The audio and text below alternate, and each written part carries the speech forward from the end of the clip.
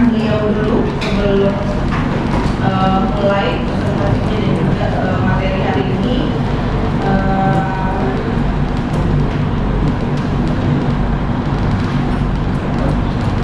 Nama beliau Bapak Nanadiki Dirbawanto. Beliau ini ahlinya memang ekonomi ya. Jadi beliau itu main spesialisasinya itu adalah entrepreneurship, bagian retail business, bagian business development, branding development, dan juga market research. Jadi memang udah pas lah kalau kita undang beliau untuk memberikan materi memang tentang promosi produk dan juga branding produk untuk hari ini ya. Nah, kalau kemarin kita udah belajar tentang MPV dan kalian sudah mulai mengerjakan tugas-tugas yang diberikan, hari ini kita akan dapat lagi knowledge tentang strategi marketingnya bagaimana, branding produknya gimana, bikin supaya jadi FYP seperti apa, buat kontennya bagaimana. Nah, dari beliau lah kita mungkin dapat kayak ini ya.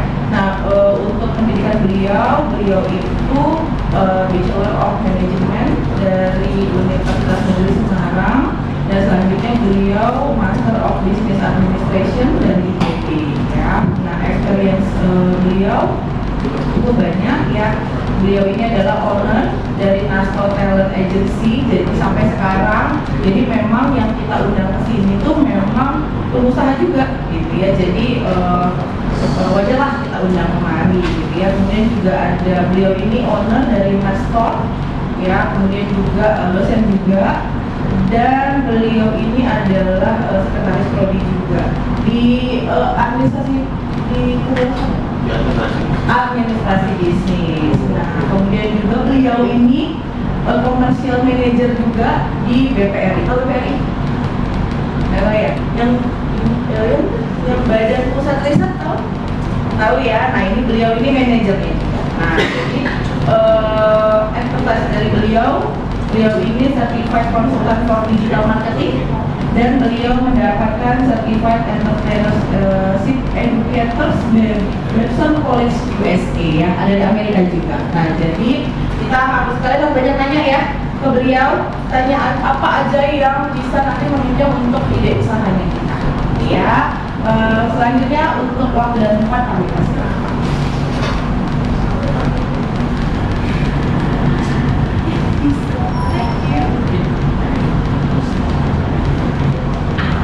Terima kasih. Assalamualaikum warahmatullahi wabarakatuh. Pertama-tama terima kasih untuk Bu Beni dan tim semua untuk tim pengabdian masyarakat multi years ini yang ini tahun ketiga ya Bu. Betul Pak. Tahun ketiga dan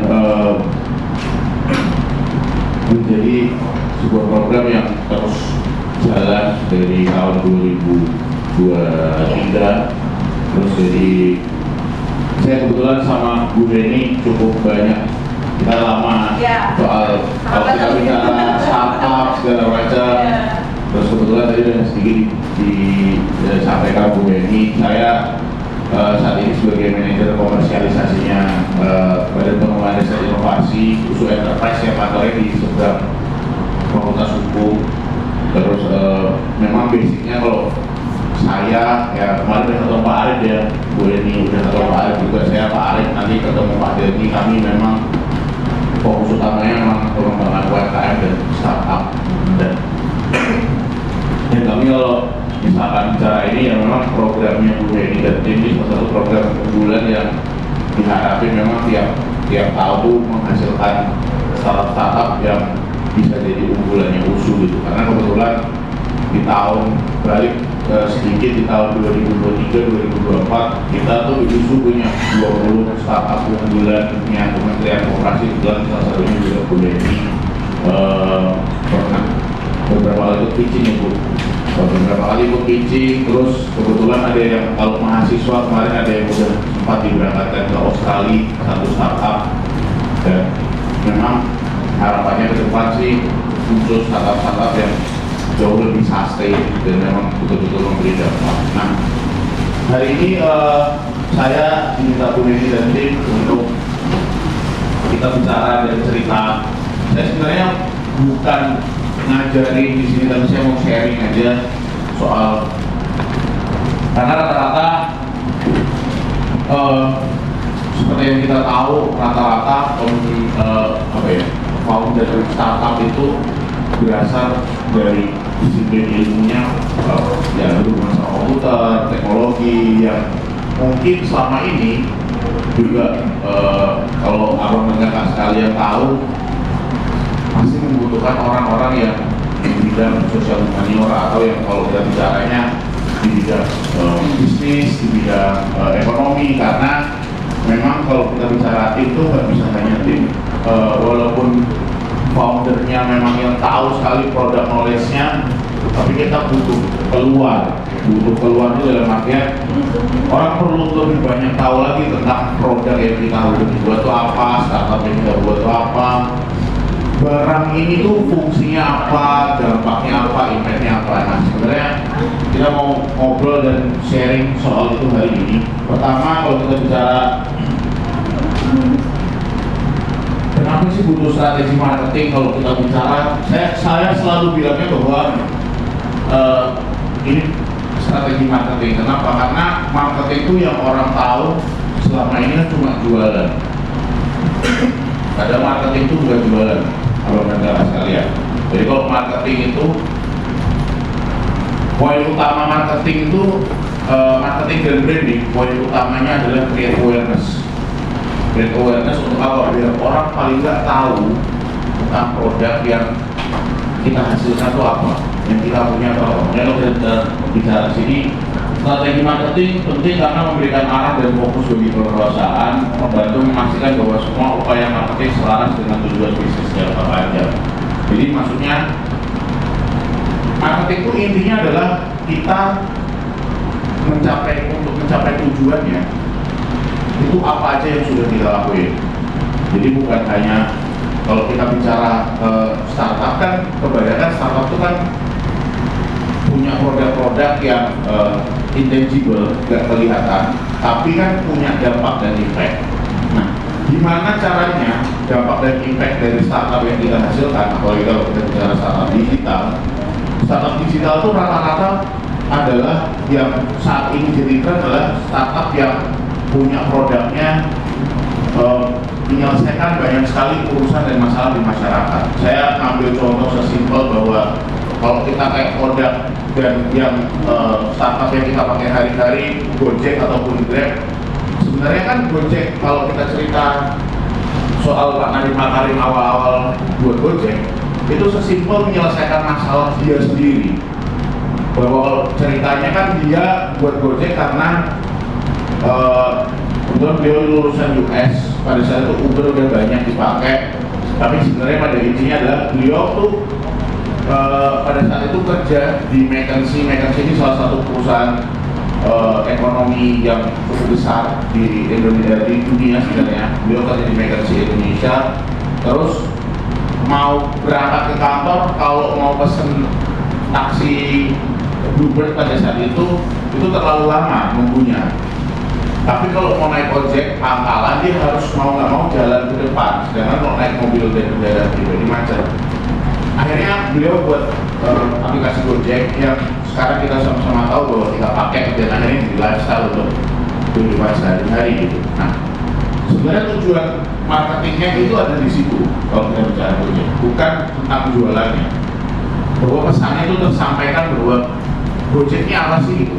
Kalau sekarang anak-anak SD aja, anak saya yang TK aja, dia dengan enteng ngomong, misalkan mau makan di rumah terus makanannya dia mungkin kurang suka ya kan, ya Gojek aja lah Pak. Jadi anak TK aja udah bisa membilangkan bahwa meminta orang tuanya untuk Gojek aja lah Pak. Nah, itulah yang sebenarnya kalau kita bicara marketing dan branding, create awareness. Jadi bukan hanya bicara soal sales jualannya itu berapa, tidak.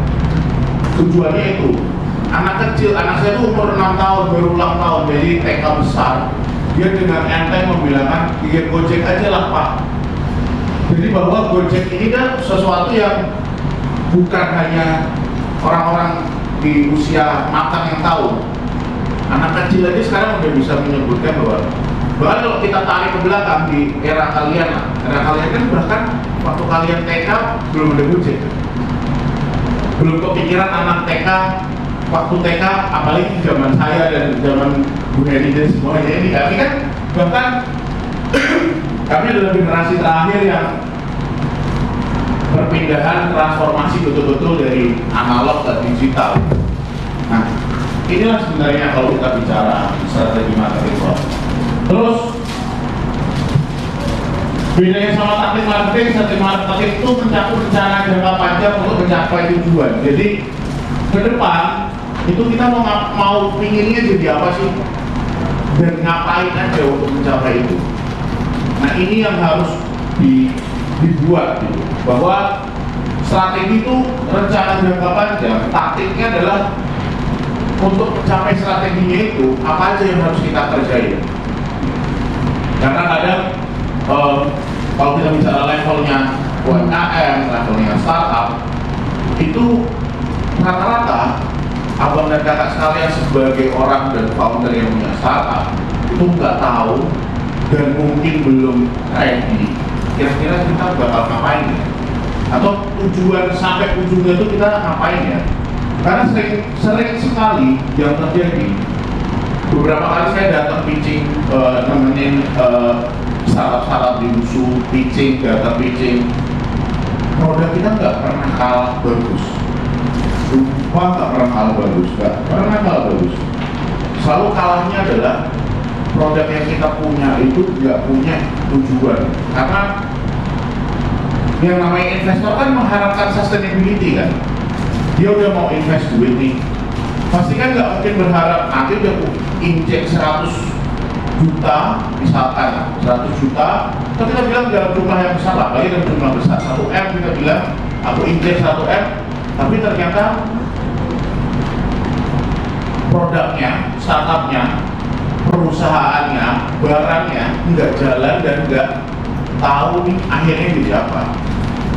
Jadi kalau kita berkaca dari kasus startup yang lagi heboh belakangan ini, apa coba? Ada yang tahu nggak kasus startup yang katanya gede banget, dapat pendanaan berat? Eviser itu contohnya.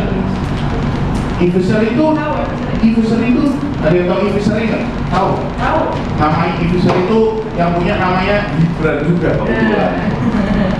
Jadi Eviser itu perusahaan startup yang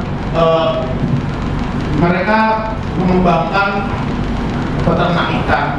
Jadi peternak ikan lokal yang katanya jualan alat makan, alat makan ikan dan segala macamnya.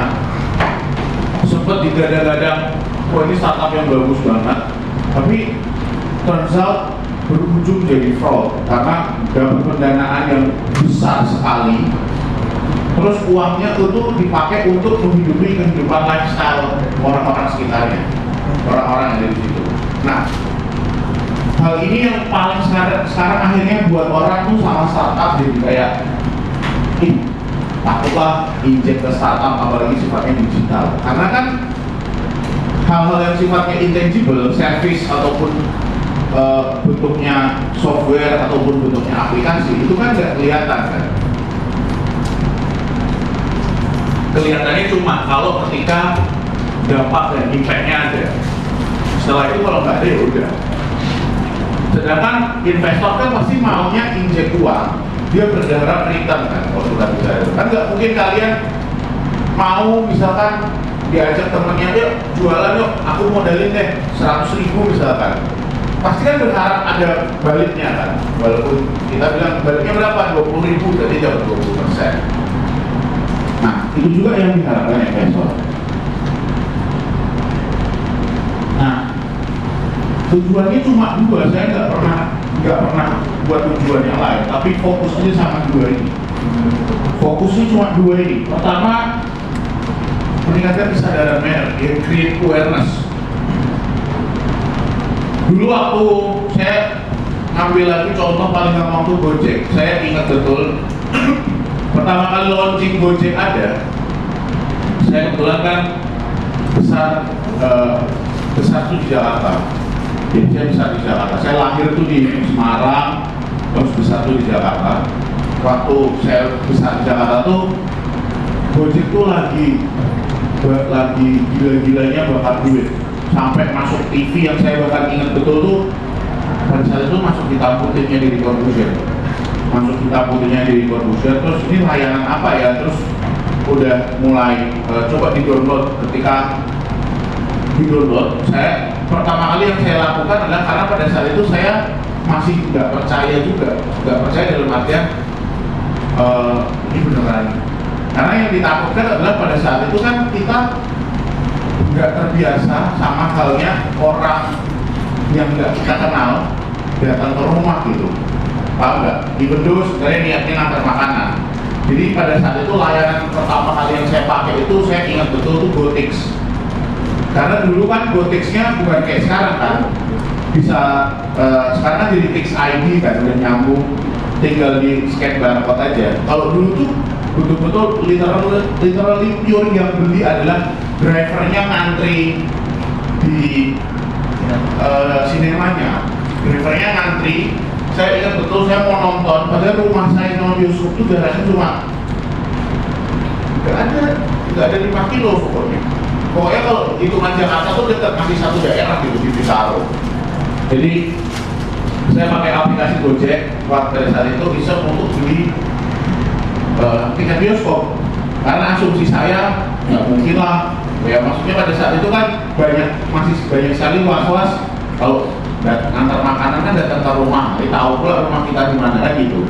Pada saat itu yang saya asumsikan adalah beli tiket bioskop. Kenapa? Karena ketemunya di bioskop, jadi semua orang ngelihat gitu. Nah, itu kan create awareness untuk kita tahu bahwa pakai Gojek ini tuh bisa layanannya apa aja, aman atau enggak.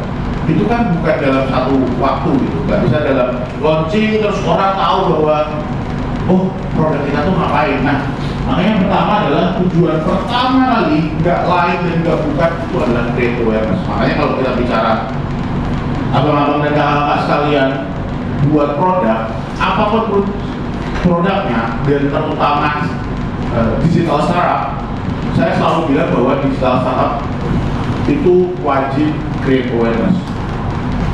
Ada poin lain kenapa saya bilang create awareness itu jadi penting di startup, karena buat saya yang cukup lama terlibat dan ikut dalam pengembangan, saya bahkan masih jadi tim di Kementerian UMKM sekarang. Kalau dulu kan Kementerian Koperasi UMKM, kalau sekarang Kementerian UMKM, saya masih jadi tim yang ikut merumusin tentang kebijakan startup ini bagi baiknya gimana, pengembangannya gimana. Saya masih ikut mentoring startup itu bagaimana. Nah, dan jeleknya, kenapa saya selalu bicara awareness, jeleknya adalah di Indonesia tuh orang latah kalau kita bicara startup, ingatnya cuma punya aplikasi. Yang orang nggak tahu aplikasinya punya fungsi apa. Paham nggak? Kalau nggak salah. Saya kalau bertanya, startup itu basisnya apa bagusnya? Saya selalu jawab bahwa kalau memang nggak perlu apps, basicnya web aja. Contoh paling gampang, ruang guru. Ada yang pernah nyoba ruang guru? Ada yang pernah nyoba ruang guru? Nyoba ruang guru kan? Pakai, ada aplikasinya nggak mereka ada aplikasinya kan? Tapi sebelum mereka betul-betul settle di aplikasi, mereka kan jualan dari web. Betul-betul pakai web. Betul-betul mereka, ruang guru itu contoh nyata bahwa kalau nggak perlu apps, mereka nggak akan buat. Itu contoh paling gampang. Makanya saya mencontohkan bahwa orang Indonesia tuh cuma jadi latah bahwa oh semua buat apps, akhirnya semua buat apps. Padahal menurut saya kalau basicnya memang web basis, butuhnya web, ya buat web aja. Bahkan kalau kita bicara web basis, startup itu paling gampang kalau di awal-awal untuk create awareness, orang tahunya dari mana? Selain sosial media, dari web. Dari web. Makanya saya bilang bahwa kalau kita bicara digital startup, create awareness pertama kali, terus tiba-tiba, bukan berarti saya melarang bahwa misalkan kalian bilang, bang, tapi kan kami bisa buat apps-nya. Betul. Pertanyaannya adalah apps-nya bisa dibuat, tapi pertanyaannya adalah nyampe nggak ke orang yang mau kalian tuju untuk pakai apps itu? Orangnya tahu nggak guna apps-nya itu apa? Segampang apa pakai apps-nya yang kalian pakai? User interface-nya udah nyaman ke orang. Karena nggak mungkin yang namanya aplikasi buat saya dari dulu ya, mungkin dari dulu sampai sekarang saya selalu percaya bahwa satu aplikasi yang di develop itu menurut saya nggak mungkin langsung tiba-tiba perfect, nggak mungkin langsung tiba-tiba orang bahwa oh aku tahu nih ini penggunaan kalau mau kayak gini itu pakai aplikasi ini. Sesimpel bahwa ada yang punya aplikasi get contact kan di handphone-nya? Ada yang punya aplikasi get contact kan? Sesimpel bahwa saya tuh tipe orang yang matiin hampir semua telepon dan pokoknya mau di WhatsApp mau di telepon biasa. Kalau saya selalu matiin bahwa no caller ID yang nggak saya save itu nggak pernah masuk teleponnya. Jadi kalau udah kelihatan aneh saya suka, dan saya suka ngecek ke get kontak dulu ini nomor siapa. Tapi pertanyaannya di handphone saya aja nggak punya aplikasi get kontak. Kenapa? Karena saya nggak suka juga orang nge-trace. Karena kalau saya punya ID get kontak kan orang bisa nge-trace nomor saya siapa juga kan. Jadi yang selalu saya suruh adalah asisten saya, tolong cekin ini dong gitu. Ini nomor siapa. Itu contoh sederhana bahwa orangnya butuh aplikasinya, tapi nggak saya pakai, nggak saya download. Paham nggak maksudnya? Makanya kalau kita bicara create awareness, terus kita bicaranya digital startupnya terus tiba-tiba kita bicaranya buat ya udah yang penting kita develop aplikasi aja jadi kayak ini. Iya, tapi develop aplikasi kebutuhannya sejauh apa? Jangan jadi latah aja. Makanya saya selalu bilang bahwa create awareness dulu. Ruang guru itu besar bukan di aplikasinya. Ruang guru itu kalau ada, tadi saya yang pernah pakai ruang guru ya, dari zaman masih web dia. Udah jadi aplikasi ya. Tapi kalau kalian yang pakai ruang guru di awal-awal, ruang guru itu mereka tuh di webnya dulu tuh clear. Mereka bahwa webnya tuh dikerjain dulu betul-betul bagus dan layanannya tuh sebagus itu sampai akhirnya mungkin mereka merasa dan dapat feedback, oh yuk dipindahin aja lah ke aplikasi biar lebih gampang. Itu simple ya. Terus yang kedua, meningkatkan engagement sama pelanggan. Jadi kalau orang udah aware sama produknya, pasti dia akan punya engagement. Saya sekali lagi saya nyontohin paling gampang tuh Gojek. Karena Gojek itu hal yang sangat baru di Indonesia. Dan itu baru jadi lifestyle itu kan 10 tahun belakangan dari tahun startnya dari 2016 kalau start pertama di Jakarta orang mulai aware itu 2016. Nanti 2016 itu saya lupa 2015 akhir atau 2016 ya saya lupa pokoknya di 2016 itu saya ingat betul udah mulai banyak jaket hijau, helm hijau keliling Jakarta. Yang pada saat itu mau engage aja kalau pada saat itu Gojek punya musuh. Musuhnya siapa? No. Musuhnya adalah ojek pangkalan. Musuhnya adalah ojek pangkalan. Saya waktu S2 di Bandung, saya dulu kan S2 di Bandung. Terus pada saat itu saya kan sering bolak-balik Jakarta Bandung kan. Karena saya kuliah tuh di Bandung cuma hari Jumat sama Sabtu. Jadi kuliahnya kuliah yang eksekutif kan, Jumat sama Sabtu. Nah, dulu rata-rata di Bandung ojol yang baik itu Gojek, baik itu Grab, Gojek ataupun Uber, pada saat itu masih ada Uber nih, itu nggak pernah pakai atribut dan nggak boleh pakai atribut. Kenapa? Mentor. Karena bukan cuma dikejar, ada yang mati dibacok. Kalau di Bandung, ada yang dikeroyok massa. Pertanyaannya adalah orang udah mulai create awareness, tapi akhirnya pelanggannya takut. Karena ini contoh paling gampang bahwa engagement itu mempengaruhi banyak hal. Makanya saya selalu bilang bahwa tujuan kalau ditanya orang marketing itu tujuannya apa sih? Pertama create awareness, yang kedua ya punya engagement. Dari situlah dasar kita bisa jualan. Kalau nggak punya dua ini kita nggak bisa jualan. Sesimpel itu. Engagement ini pentingnya sejauh apa? Sepenting bahwa Saya yakin kalian punya TikTok pasti rata-rata, ataupun Instagram. Ada yang punya TikTok ataupun Instagram nggak? Pernah nggak kebayang ada nggak punya TikTok sama Instagram? Tapi saya juga nggak punya TikTok, tapi saya punya Instagram. Tapi anak kalian Gen Z, saya mengasumsikan bahwa dan pasti rata-rata punya TikTok. Nggak punya TikTok, tapi punya Instagram nggak? Punya Instagram. Sesimpel bahwa kalau kita bicara engagement, kalian kan mau follow orang yang mungkin keren nih orangnya nih, entah itu sebagai figur, entah itu artis, entah itu mungkin pengusaha, entah itu juga tokoh yang kalian idolai, bisa jadi. Tapi intinya semua kan kalian merasa engage sama mereka. Engage itu bukan berarti terus kenal banget, akrab banget, enggak. Tapi at least kalian tahu dan kalian ikuti kan. Nah sesimpel itu bahwa engagement itu pentingnya juga sama produk kita. Jadi cuma dua ini, nggak ada lain.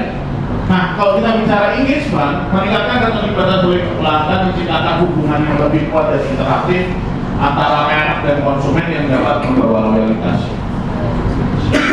Saya nanya sama kalian, kebetulan di sini ada yang pakai MacBook, ada yang pakai Windows segala macam. Saya mau nanya yang pakai MacBook, handphonenya iPhone nggak? Android.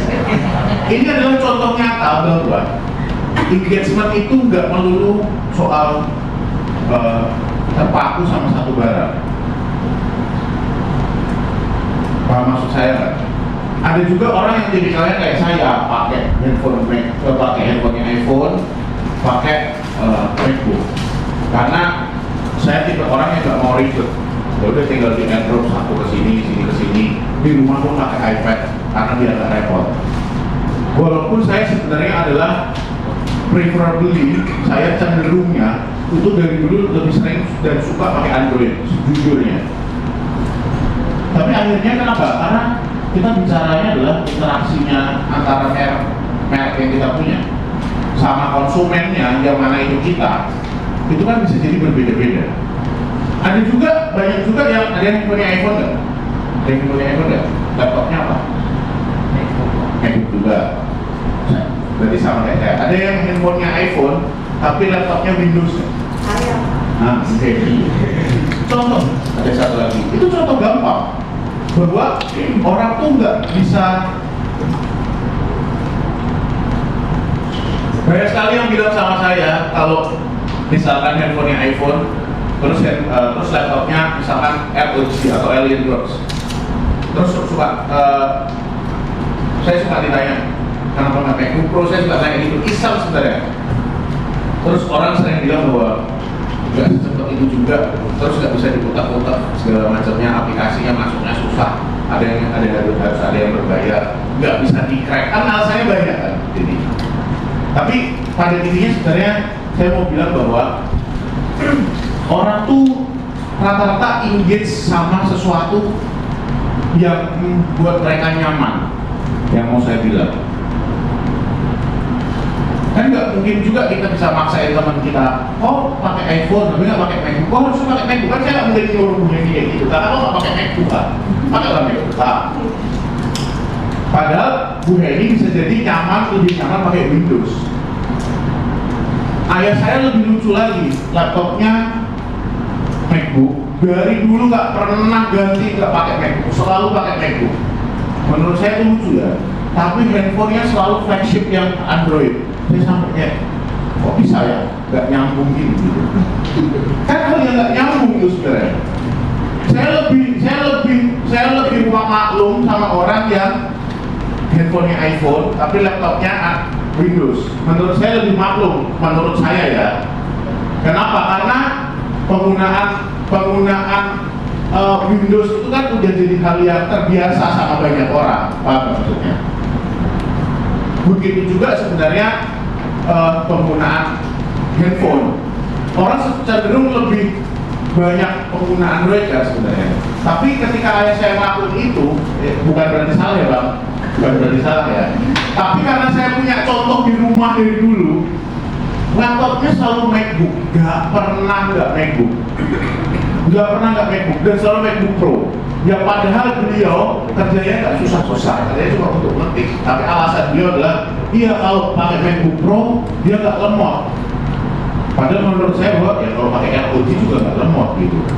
Kalau pakai yang Core i7 yang tinggi-tinggi yang speknya high-end juga nggak lemot. Atau kalau misalkan punya uang 25 juta merakit komputer juga nggak akan lemot. Tapi dia selalu pakai MacBook. Terus handphonenya selalu flagshipnya Samsung, nggak pernah mau ganti. Selalu pakai flagshipnya Samsung. Kayak kemarin terakhir tuh Note berapa, yaudah handphone dia tuh pokoknya yang paling mahalnya kayaknya Samsung. Cuma dia nggak suka pakai yang Fold, sukanya pakai yang biasa aja. Tapi dia selalu pakai flagshipnya Samsung. Saya ada orang kayak gini ya gitu. Aneh. Buat saya aneh. Tapi kan bisa jadi ayah saya juga nengok saya aneh kan, paham maksudnya. Nah, yang mau saya sampaikan adalah kalau kita bicara engagement itu tergantung dari nyamannya kita masing-masing. That's why namanya engagement. Secara harfiah bahasa, engage itu kan kayak orang tunangan sebenarnya. Kan nggak mungkin orang tunangan nggak nyaman satu sama lain kan. Kalian lah pacaran aja. Kan nggak mungkin pacaran dijodoh-jodohin temennya kalau nggak, oh ya mau gitu. Paham maksudnya sampai sini. Nah, terus kalau kita bicara nanti saya akan breakdown lebih banyak lagi soal digital marketing ini gimana. Jadi kalau kita bicara digital marketing, saya sekarang sebelum sampai kita bicara digital marketing, saya kesimpul bahwa emang ada cara marketing lain zaman sekarang. Menurut abang dan kakak sekalian ada nggak? Yang nggak digital. Ada nggak cara-cara lain yang bisa kita pakai? Yang bisa kita pakai selain pakai digital marketing. Kalau di kondisi sekarang, in terms of kita mau memperkenalkan digital startup kita, ada nggak kira-kira? Ada nggak? Ada nggak? Ada yang tahu? Kira-kira sekarang ini kalau kita bicara mau mengiklankan, mau memperkenalkan, ada nggak platform atau cara-cara lain selain digital marketing? Ada nggak? Wah, ini digital marketing loh. Marketing dong ya, bukan Digital marketing loh. Ayo apa? Pakai baliho, efektif apa baliho, Pak? Pertanyaannya adalah, kakak ingat gak baliho di depan pintu satu sana itu iklan apa? Gak ingat kan? Gak akan ada orang ingat. Orang cenderung bahkan nggak peduli, apalagi di kota Medan ini balihonya isinya banyak kali muka orang, ya kan? Tahu siapa lagi tahu? Nggak peduli kak. Ada nggak cara-cara lain kalau kita bicara selain digital marketing ya? Yang cara-cara konvensional ada nggak untuk mengiklankan, untuk memperkenalkan, untuk paling nggak ngasih tahu ke orang-orang biar create awareness apa yang terjadi? Bisa. Hah? Secara lisan betul pasti word of mouth. Pertanyaannya secara lisan bisa sejauh mana? Lisan tuh betul banget. Jadi salah satu teknik utama kalau kita bicara mau bicara kenalin gampang secara lisan itu word of mouth. Word of mouth tuh ya mulut ke mulut. Tapi pertanyaan sebesar apa? Dan saya ingat orang bahwa pakai ini dong, nanti orang lainnya kan belum tentu akan advokasi dan ngasih tahu rekomendasi ke orang lainnya. Makanya saya nanya dulu nih sebelum masuk ke sini, ada yang tahu nggak kira-kira punya kepikiran apa kalau kita bicara teknik create awareness atau marketing tapi yang konvensional? Ayo, ada yang tahu? Saya bayang. Kebayang nggak? Dan betul-betul konvensional, tapi ini enak gitu. Kebayang nggak? Selain digital marketing, ini menandakan kalian memang anak-anak yang besar dan lahir secara digital, kan nggak punya. Contoh, saya mau nyontohin sebelum kita masuk ke sini. Pertama, yang sifatnya konvensional itu tetap penting. Contoh paling gampang pertama adalah buat event. Kenapa buat event itu jadi penting? Karena orang pasti akan nengok. Ini apa ini ya? Dan buat event itu, ketika kita bicara event, apalagi event yang mungkin menarik, itu orang cenderung untuk lebih banyak ingin tahu.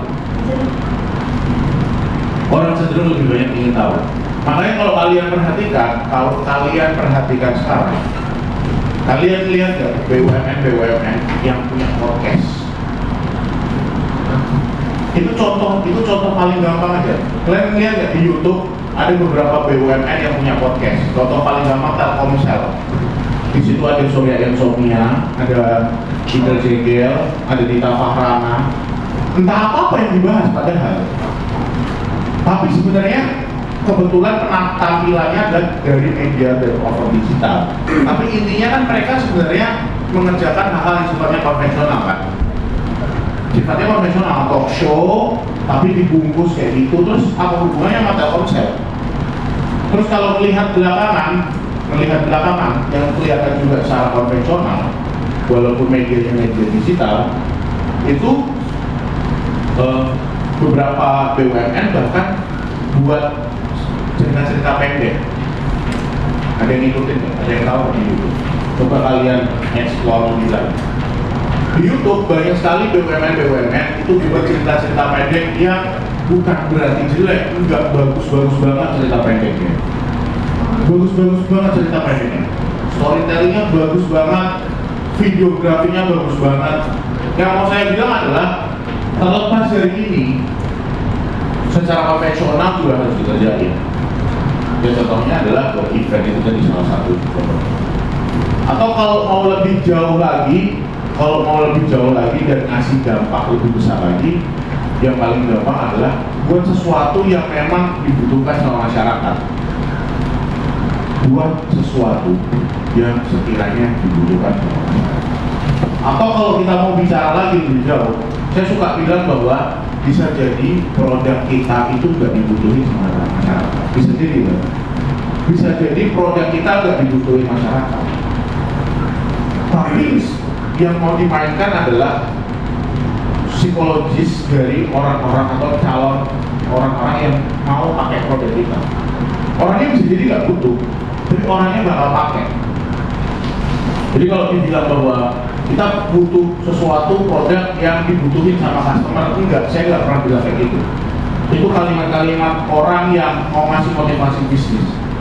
Saya selalu bilang bahwa bisa jadi orangnya nggak butuh produknya, bisa jadi orangnya sama sekali nggak butuh, tapi mau pakai yang penting. Mau pakai itu karena apa? Karena impulsif mungkin, karena penasaran mungkin, karena ternyata memang berguna mungkin. Kita nggak tahu, apalagi dalam kaitannya strategi marketing. Nah, kalau kita bicara marketing secara digital, cuma ada dua. Saya selalu bilang bahwa pertama ya SEO, Search Engine Optimization, yang kalian juga pasti sudah tahu. Nggak perlu juga banyak saya ajarin, saya yakin lewat Google. Ada yang udah menjalankan belum? Google Business. Ada yang pernah menjalani nggak? Belum pernah coba? Coba. Kalau kalian punya startup atau kalian punya usaha, pakai Google Business. Kalian akan ngerasain bahwa kalian akan dapat senangnya ketika dapat review bintang 5 bla bla bla bla bla bla. Dan itu kan langsung masuk real time ke email kita. Dicoba. Caranya gampang banget. Kalau dari handphone tuh pakai Google Business aja, download Google Business, terus tinggal diikuti langkah-langkahnya. Terus nanti kayak ada deposit uang, kita transfer. Mirip-mirip kayak sosial media. Instagram Insight ada yang udah pernah coba belum? Belum juga. Instagram Insight ada yang udah pernah coba? Udah pernah coba kan? Jadi sesimpel bahwa nanti kalau siapa namanya? Ferdinand. Nanti kalau ada yang mau belajar bisa belajar sama Ferdinand. Iya, tapi sesimpel bahwa penggunaannya sesimpel itu. Kenapa saya bilang simpel? Saya kalau ditanya, misalkan, Bang lebih gampang mana makainya? Sejujurnya lebih gampang Insight ke Instagram. Karena Instagram Insight itu bisa ditentukan demografinya apa, misalkan gajinya berapa, orang yang mau dituju siapa, terus demografinya tinggal di daerah mana, itu bisa di zoom gitu, bisa spesifik, radius berapa, itu bisa spesifik.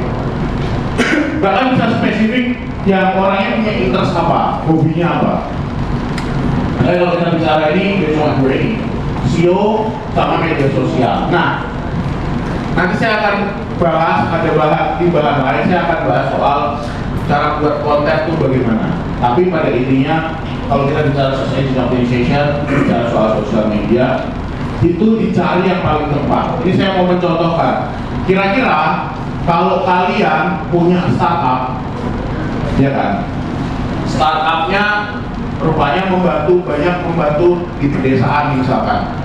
Entah apapun lah hal yang kalian bantu. Kalian akan pakai sosial media apa? Saya mau nanya. Kalian punya startup tapi banyak sekali membantu hal-hal di desa. Sosial medianya apa yang akan kalian pakai pertama kali untuk memperkenalkan? Hah? Facebook, betul. Facebook. Jadi yang mau saya maksud adalah pakai sosial media itu juga harus tepat. Tidak melulu latah bahwa kita masukin aja ke Instagram, kita buat TikTok. No. Kalau kita bicara daerah di daerah, kalau kita bicara daerah, dan ternyata produk dari startup kalian ataupun outcome dari startup kalian tuh menyelesaikan banyak masalah di daerah-daerah, di desa-desa, kalian harus bisa masuk ke Facebook, ke komunitas-komunitasnya. Paham nggak maksudnya? Ini sesimpel, saya suka nyontohin gini. Ada yang pernah lihat Facebook Marketplace ya? Ada yang pernah tahu nggak? Tahu nggak Facebook Marketplace itu jualannya seaneh apa? Karena ada yang jual jenggot, ada yang jual. Iya Pak, beneran. Saya sering memperhatikan di Facebook Marketplace ada yang jual jenggot, ada yang jual bambu petok. Ada yang tahu nggak sih kalau di orang Jawa tuh punya bambu petok tuh katanya nanti bisa buat kaya gitu. Ada yang jual, kemarin sempat saya lihat ada yang jual, ada yang menyediakan jasa santet dan pelet, sumpah. Menyediakan jasa pasang susu, santet, ada yang buat kayak gitu di Facebook Marketplace. Yang mau saya bilang adalah, ini keren loh. Dulu kalau di zaman saya sama teman-teman saya suka bercanda. Jadi kebetulan kami suka ngumpulin Mercedes kan. Terus kebanyakan Mercedes yang ada di luar negeri itu dijual via eBay. Ada yang tahu eBay nggak? Ada yang tahu eBay nggak? Ada yang tahu eBay nggak? eBay. Tahu eBay kan? eBay, tahu nggak eBay? eBay itu anak pertamanya Elon Musk. EBAY. eBay. eBay itu anak pertamanya Elon Musk. Saya kasih tahu ya. eBay itu anak pertamanya Elon Musk setelah PayPal. Jadi kalau kita bicara dulu eBay itu saya suka bercanda sama teman-teman saya. eBay menjawab semua impian. Karena semua barang itu dijual di eBay. Jadi sebelum ngehitsnya Amazon, senaik-naiknya Amazon, sebelum naik-naiknya Alibaba, orang belanja tuh di eBay. Nah, zaman sekarang orang tuh, saya sama teman-teman saya yang punya banyak hobi-hobi yang tak apa-apa, itu membilangnya bahwa Facebook Marketplace menjawab semua impian. Beneran. Beli mobil klasik ada, motor-motor yang aneh ada. Makanya kayak tadi saya bilang bahwa ada juga yang menyediakan jasa santet sama pelet. Seaneh itu. Makanya saya selalu bilang bahwa penggunaan sosial media itu harus tepat. Kira-kira kalau orang di USU ini, di mapping, siapa kira-kira, saya ngomongin di USU ya, kira-kira siapa yang pakai Shopee, siapa yang pakai Tokopedia? Siapa yang pakai Shopee, siapa yang pakai Tokopedia? Yes. Siapa lah? Kakak pakai Shopee atau Tokopedia? Shopee. Yang dua pakai Shopee atau Tokopedia? Enggak, dua. Shopee. Shopee. Mereka soal pakai Shopee atau Tokopedia? Shopee. Dua-duanya. Tapi pada intinya adalah sebenarnya kalau di mapping, Shopee itu lebih banyak digunakan sama perempuan di mappingnya. Bukan berarti yang pakai Shopee terus jadi kayak perempuan, enggak. Saya pun ada beli barang di Shopee, tapi rata-rata yang beli barang di Shopee itu perempuan.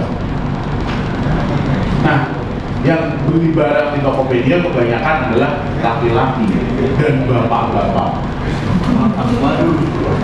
Dan kebanyakan bapak-bapak. Karena Tokopedia itu user interface-nya lebih gampang, terus lebih gampang, lebih gak ribet dibanding Shopee, gak terlalu banyak kliknya. Jadi makanya Tokopedia tuh bapak-bapak biasa pakai. Nah, hubungannya apa sama ini? Hubungannya apa? Sesimpel bahwa orang mau pakai barang, mau beli barang aja, dia kan mau keluarin duit nih kan. Ini kan ceritanya mau ngeluarin duit nih. Mau ngeluarin duit aja, dia pilih. Apalagi kita yang mau jualan. Paham maksudnya? Ini kita mau ngeluarin duit aja, kita pilih. Nah, apalagi kita yang mau jual barang. Jual barang itu asumsinya harus nyari target yang lebih tepat. Jadi nggak bisa segala. Makanya harusnya untuk create awareness dari dua ini itu harus ditentuin dengan yang jelas. Mau mana dulu nih yang mau dimainin? CEO dulu kan? Seperti apa kalian harus punya CEO-nya? Atau sosial media dulu kan? Terus kalau sosial media dulu, sosial medianya apa yang pakai? Karena ingat poinnya ya, interaksi dengan pelanggan. Poinnya adalah kalau kita bicara sosial media yang tepat, poin utamanya adalah interaksi dengan pelanggan.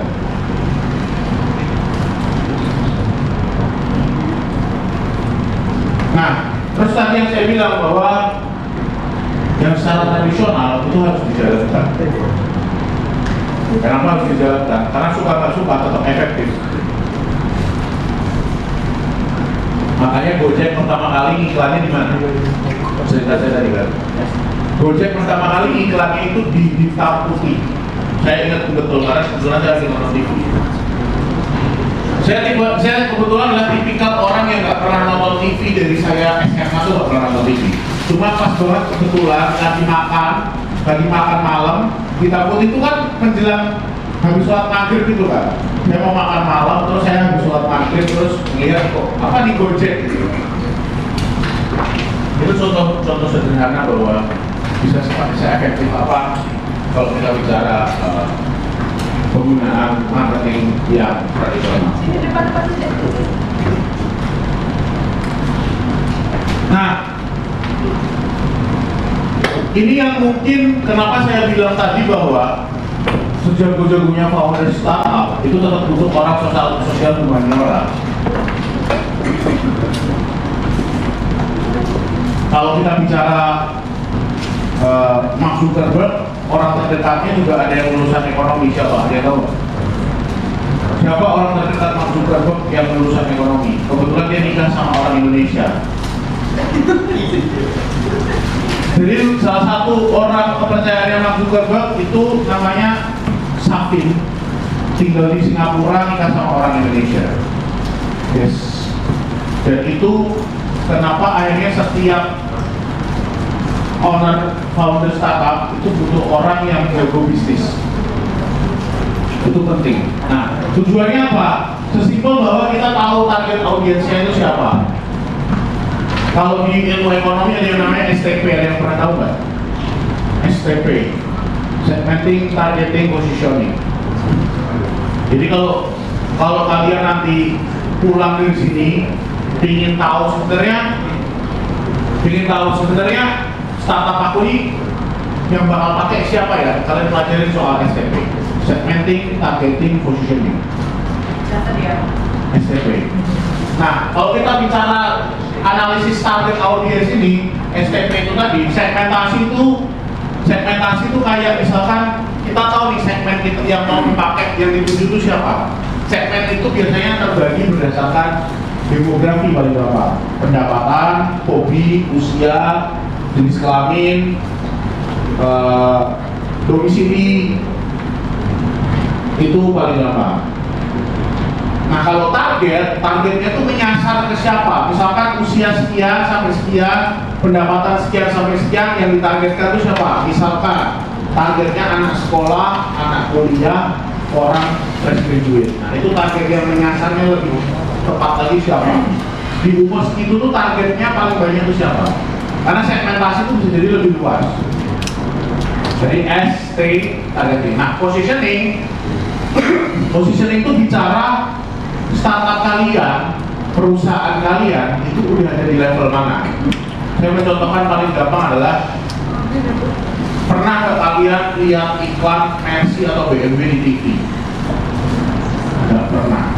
Karena mereka memposisikan diri bahwa yang beli aku, yang pakai Mercy sama BMW itu nggak nonton TV. Tapi yang beli Mercy sama BMW itu baca majalah. Jadi iklannya paling banyak itu pasti di majalah. Sesimpel itu. Kalian tahu nggak bahwa beberapa waktu kemarin ada salah satu brand hype and fashion live di TikTok, apa? YSL, Yves Saint Laurent, YSL.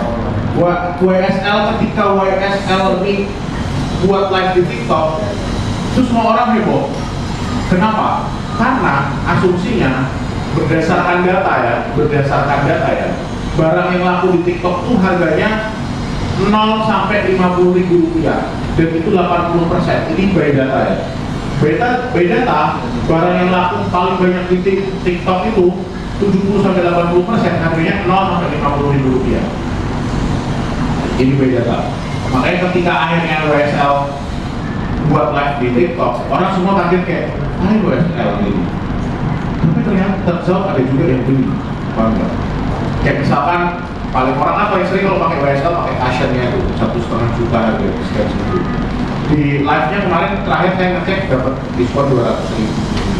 Jadi orang akhirnya tertarik untuk beli. Pertanyaan kalau saya tahu harga soal fashion kayak gitu, karena bidang saya dari dulu, kerjaan saya, jadi kalian jangan aneh.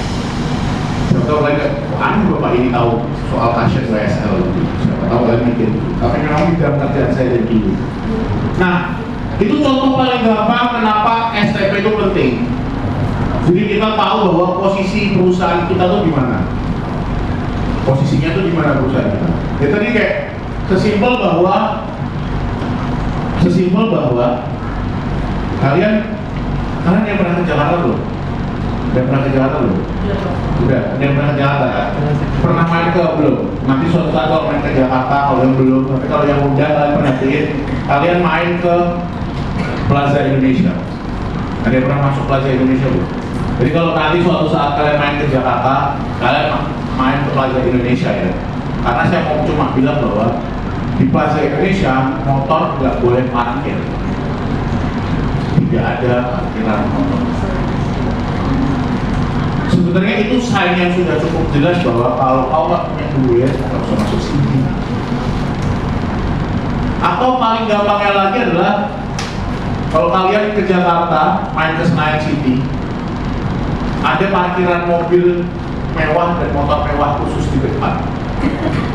Moge-moge itu dapat parkiran sendiri. Yang mau saya bilang adalah positioningnya orang dengan level tertentu, barang tertentu, itu pasti beda dengan umum, masyarakat pada umumnya. Begitu juga produk kalian. Produk kalian itu udah ada di level mana nih sebenarnya? Nah, yang tahu tuh harus kalian sendiri. Makanya pulang dari sini nanti sedikit banyak belajar soal STP. Kenapa? Karena kalau nggak tahu STP-nya, saya meyakini nggak tahu jualannya kemana. Pasti, kalau nggak tahu STP-nya pasti nggak tahu jualannya. Terus itu ada survei dan wawancara. Jadi kalau kita bicara marketing, hal yang paling harus dilakukan itu memang market research. Gimana caranya market research? Saya contohin simpel. Ada yang tahu Peter Sweet by Najla? Peter Sweet by Najla. Kalian hubungkan aja sama startup dari cerita saya. Pertama, Peter Sweet by Najla itu naik gara-gara apa? Gara-gara apa? Gara-gara COVID-19. Oke. Kalau kalian lihat Peter Sweet by Najla, Peter Sweet by Najla itu jualan dessert box yang harganya mahal buat saya. Hitungannya mahal ya. Hitungannya mahal. Bukan berarti banyak dessert yang banyak juga dessert yang lebih mahal di atas itu. Tapi untuk ukuran dessert box buat saya itu mahal. Walaupun dia selalu klaim bahwa dia memang enak, harus kita akui kalau dia ada yang udah pernah makan. Tapi kalau kita cerita Peter Sweet by Najla dalam kaitannya survei dan wawancara ini, Tahu nggak cerita awal Bittersweet Financial itu gimana? Jadi ini COVID, semua orang di rumah, ya kan? Semua orang di rumah. Terus yang dia lakukan adalah dia tuh jago buat dessert, masak. Karena dia jago masak buat dessert, akhirnya dia buat dessert. Terus yang setelah dessertnya jadi yang dilakukan apa? Karena pada saat itu nggak boleh pergi kemana-mana kan? Dia buat banyak dessert, udah terlanjur buat banyak, dikirimlah ke saudara-saudara, ke orang-orang, ke teman-temannya, sama ke teman-teman suaminya di kantor, dikirim. Yang terusau ternyata orang pada suka, enak, buat lagi. Ya, jadi dia nanya aja iso, enak, iya apa yang kurang? Enak loh, enak gini, apa yang kurang? Kan dapat feedback kan? Sebenarnya nggak ada niat nih, tapi dapat feedback. Oh kurang ini, yang ini udah enak, yang ini udah enak. Akhirnya dia buat lagi, dikirimin lagi ke orang-orang yang udah ngasih dia feedback. Ternyata orang makin suka. Terus orang kan nggak mungkin dong, namanya kita lagi covid, semua orang udah hemat ya kan, minta buatin lagi dong. Akhirnya dia buat PO, pre-order, dan yang beli banyak banget. Beli banyak banget. Buat PO sekali yang beli banyak, buat PO kedua banyak. Akhirnya buat PO terus, akhirnya dia ngerediin, udah ready lah. Akhirnya sekarang kalau nggak salah punya sekitar 80 outlet di Jakarta. Jadi kalau kalian ke Jakarta pesan Bittersweet Financial, itu banyak banget outletnya udah entah di mana. Yang mau saya bilang adalah, pertama, kalau kita dalam rangka hubungannya survei sama wawancara dan market research, kan harus mengakuin bahwa kalian butuh feedback. Butuh feedback. Feedbacknya diambil dari mana? Dari observasi, ngobrol, wawancara, cerita-cerita. Bahkan kalau perlu buat kuesioner. Kasih ke orang-orang random. Udah pernah tahu ini belum Pak? Ternyata jangan-jangan yang dari 100 orang sampel misalkan 100-100-nya nggak tahu produk kalian, 100-100-nya nggak tahu startup kalian. Yang lebih parahnya lagi 100-100-nya udahlah nggak tahu produknya, nggak tahu startupnya, nggak tahu brandnya, nggak tahu fungsinya. Ini untuk apa Kak? Ini ngapain Pak? Makanya you guys need a feedback. Perlu sekali feedback, perlu sekali tanggapan, perlu sekali respon dan reaksi dari orang-orang yang bahkan nggak tahu produk kita. Jadi kita bisa memapping nih masalahnya di mana. Balik ke cerita Bittersweet Financial tadi, kan dia buat PO 1, 2, 3 itu setelah dia tahu bahwa mana yang kurang ya. Nah, begitu juga kali ya. Kalau kita melihat bahwa dulu tuh di Gojek ada layanan GoMasas kan? Ada yang tahu nggak? Ada yang tahu nggak di Gojek punya layanan GoMasas dulu? Ya. GoMasas, Gokil juga ada kan gue ini. Jadi itu dulu ada Go Home Service. Gojek tuh sampai punya aplikasi lagi sendiri. Dan isinya tuh layanan-layanan rumah dia. Ada yang go massage untuk pijat, ada yang go clean untuk bersih-bersih rumah, ada yang go apa, pokoknya aneh-aneh banget. Tapi sejak ada COVID, layanan itu berhenti semua. Terutama kalau kita bicara go massage, itu banyak kejadian-kejadian yang tidak diharapkan. Karena pijit kan.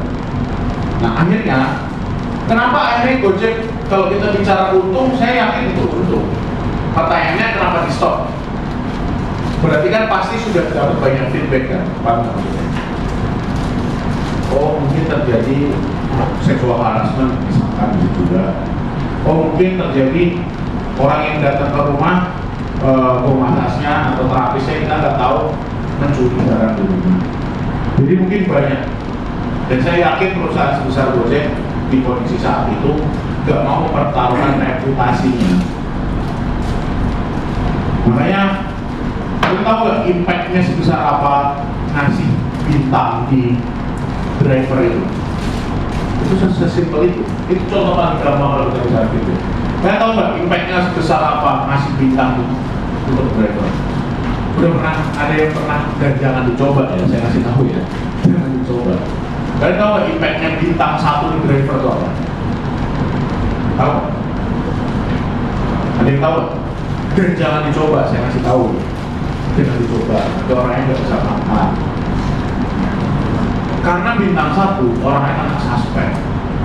Nggak boleh ini lagi, nggak boleh nanti. Nggak boleh lagi kak, ada masanya tergantung dari laporan. Jadi bintang di itu sesimpel nggak sama kalian kayak itu kayak materi riset. Jadi kalian kasih bintang 1, bintang 2 itu separah itu. Itu baru itu ya. Ada yang pernah barangnya ketinggalan nggak di Grab atau Gojek? Lagi naik Gopar atau Grab? Pernah kan kak?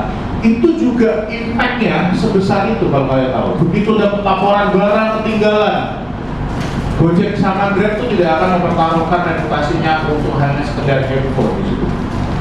Pasti kalian akan langsung dihubungi, baik itu sama drivernya, baik itu sama CS yang begitu melaporkan. Gak mungkin enggak. Kenapa? Karena itu adalah bukti nyata bahwa perusahaan itu mendengarkan dan ngasih respon feedback dari pelanggan. Dia gak akan mau hanya karena satu pelanggan terus jadi viral. Barang saya hilang di Grab, mobil ini, naik ke TikTok, naik ke Instagram, naik ke media. Jam dari yang awalnya harusnya cuma bensin drivernya balikkan aja sedikit, muter dikit, jadi kena uang 200 juta, karena ada tambahan kerugian di materi, dituntut kan jadi akhirnya. Nah, perusahaan sebesar Gojek ataupun Grab tidak akan mau melakukan itu. Makanya seperti itulah kalian harusnya punya feedback dan itu harus dilakukan. Nah, ukurnya dari mana? Ukurnya dari KPI. Ada yang tahu KPI nggak? Key Performance Indicators. Bisa baca. KPI itu Key Performance Indicators. Key Performance Indicators itu adalah kalian sebagai founder yang punya startup. Kalian udah pernah nonton film The Founders?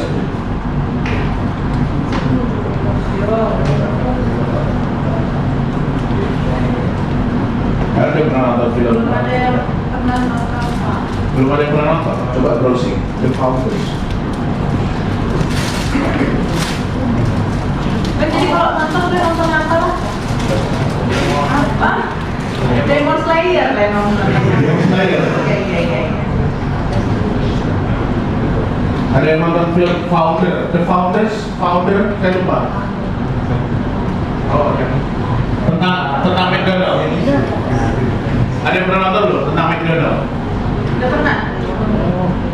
Kalian nanti ulang di Netflix harusnya ada sih, atau di Lok atau di mana pokoknya. Ada kan Lok, terus dulu kalau di zaman saya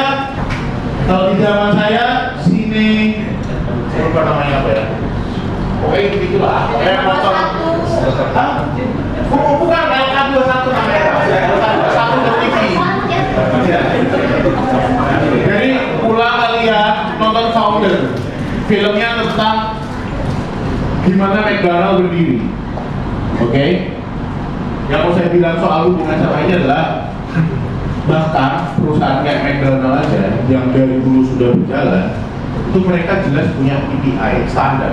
Bagian ini, bagian ini, itu ini, bagian ini, itu ini, outputnya ini, bagian ini, outputnya ini. Jadi tiap-tiap bagian itu punya output yang berbeda. Kalau kalian sebagai founder startup, kalian tahu nggak bedanya UMKM sama startup itu apa? Ada yang tahu itu dulu nggak? Apa beda UMKM sama startup? What is the difference between UMKM and startup?